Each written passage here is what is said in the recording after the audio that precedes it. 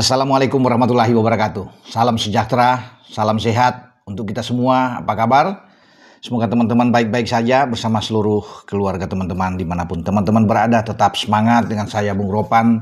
Dan kembali kita berbicara soal Timnas U17 kita yang sudah memastikan diri lolos ke babak perempat final dan sudah berstatus juara grup C. Apapun yang terjadi dalam pertandingan terakhir melawan Afghanistan tidak ada pengaruh, termasuk hasil pertandingan antara Yaman dan juga Korea Selatan. Mereka berdua merebut untuk mendampingi Indonesia. Jadi saya pikir pemain-pemain tenang-tenang saja ya. Kita sudah mengukir sejarah, lolos dari fase grup, dari kualifikasi untuk pertama kali dan maju ke perempat final, tinggal menunggu lawan kita. Yang paling penting kita lolos ke Piala Dunia U17 di Qatar tanggal 3 sampai 27 November yang akan datang. Itu yang paling penting ya. Dan Coach Nova Ariantos ya, yang sebagai komandan tertinggi di Timnas U17 tentunya masih dalam suasana yang berbunga-bunga dengan tim kepelatihan, Pak Manajer, Pak Ahmed Saki Iskandar. Sudah mungkin mereka bersukacita dengan hasil yang didapat, tapi saya pikir mereka juga tahu bahwa masih ada satu match yang menanti pada besok hari melawan Afghanistan. Memang Afghanistan sudah 2 kali kalah. Kebobolan 8 gol, kalah dengan 2-0 dari Yaman dan digebuk habis oleh Korea Selatan dengan 6-0. Tapi bagaimanapun ya, Afghanistan yang dalam kondisi mental yang porak-poranda ingin untuk melakukan pertandingan terakhir terbaik mereka agar tidak kalah melawan Indonesia. Ya, mereka tahu Indonesia tim yang kuat, tim yang mengalahkan 2 kekuatan yang mengalahkan Afghanistan, Korea Selatan 1-0 dan 4-1 Yaman kita hajar. Tapi tentunya kita tidak boleh menganggap remeh. Ya, tetap fokus untuk pertandingan terakhir di grup C. Jika kita bisa mengalahkan Afghanistan akan lebih komplit. Semua kita hajar, sapu bersih dengan 9 poin. Luar biasa untuk Timnas U17 kita. Nah, Coach Nova tentunya sedang merancang taktik ya untuk bagaimana menghadapi Afghanistan, termasuk dengan starting 11. Pertanyaannya, apakah ada perubahan dari komposisi pemain saat menghadapi Korsel dan Yaman? Saya pikir ada. Inilah kesempatan bagi Coach Nova untuk merotasi pemain-pemainnya di saat pertandingan yang tidak menentukan lagi bagi Indonesia, karena kita sudah sebagai juara grup. Ada 6 pemain yang belum dimainkan, termasuk 2 kiper kita yang belum dimainkan. Nah, inilah mereka bisa dicoba semua untuk pertandingan melawan Afghanistan. Tapi saya pikir ya, kita juga tidak boleh terlalu sporadis memainkan semua pemain, tapi harus kalau mungkin 3-4 oke, harus ada kekuatan di sana yang kita kemarin menang melawan Yaman terakhir. Artinya ada pemain-pemain kunci. Pemain-pemain kunci itu termasuk ya mungkin kapten, ada Iputu Panji di sana, ada Matthew Baker mungkin bisa dimainkan. Al Ghazani, ini 3 pilar di belakang yang sangat kuat. Kalau mereka tetap dipertahankan paling tidak di babak pertama ini oke. Ya, Evandra juga masih bisa dipikirkan untuk dimainkan oleh Coach Nova. Kenapa Evandra? Saya pikir karena dia sudah mengemas 3 gol, menjadi salah satu top skor di Piala Asia U17 ini. Dan kalau dia dimainkan dan dia bisa menambah pundi-pundi gol kan akan lebih bagus.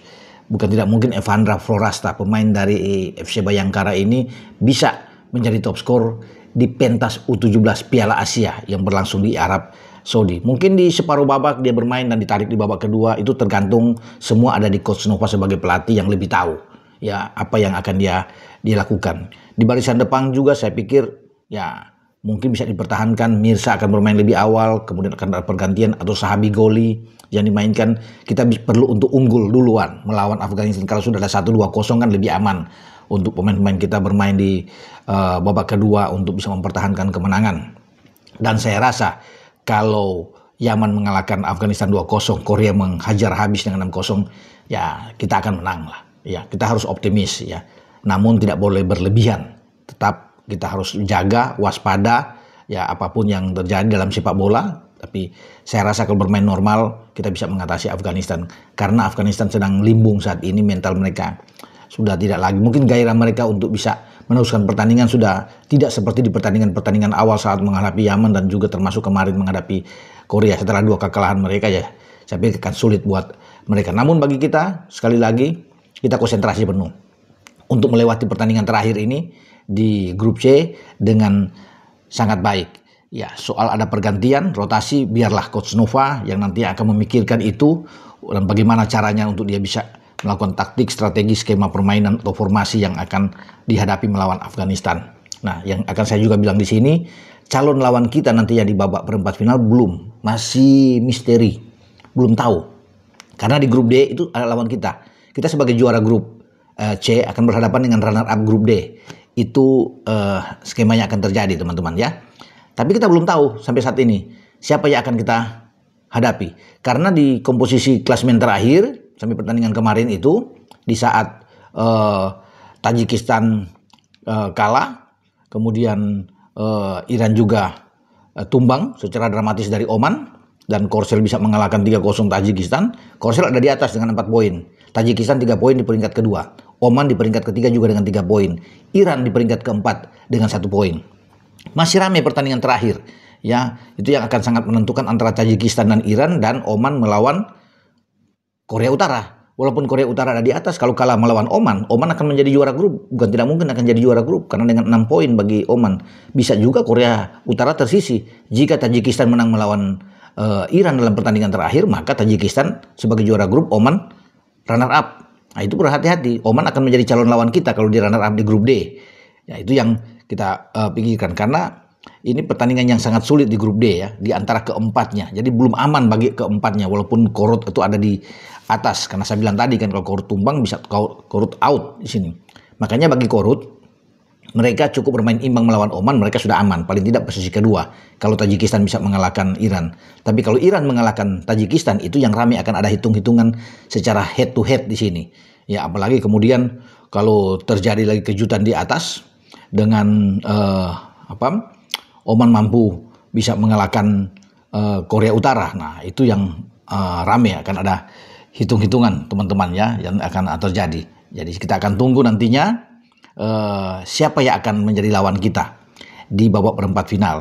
Tapi kita tidak perlu memikirkan itu terlalu jauh, siapapun kita hadapi. Mau Oman, mau Tajikistan, mau Korea Utara, mau Iran, tetap kita hadapi. Karena kita sudah percaya diri penuh setelah kita melewati 2 pertandingan yang sulit. Ya, melawan Korea Selatan dan melawan Yaman. Jadi dari sini sudah teruji mental anak-anak. Saya pikir ini mereka sedang dalam mental yang bagus, kepercayaan diri yang tinggi. Jadi siapapun kita lawan untuk menghadapi peserta yang keluar dari grup D ini. Memang kan sebesar itu ada di Oman, tapi kita tidak perlu memikirkan itu karena tugas kita sekarang adalah bagaimana melewati dulu Afghanistan. Walaupun pertandingan sekali lagi, pertandingan yang tidak menentukan ini, tapi kita harus lewati ini dengan positif.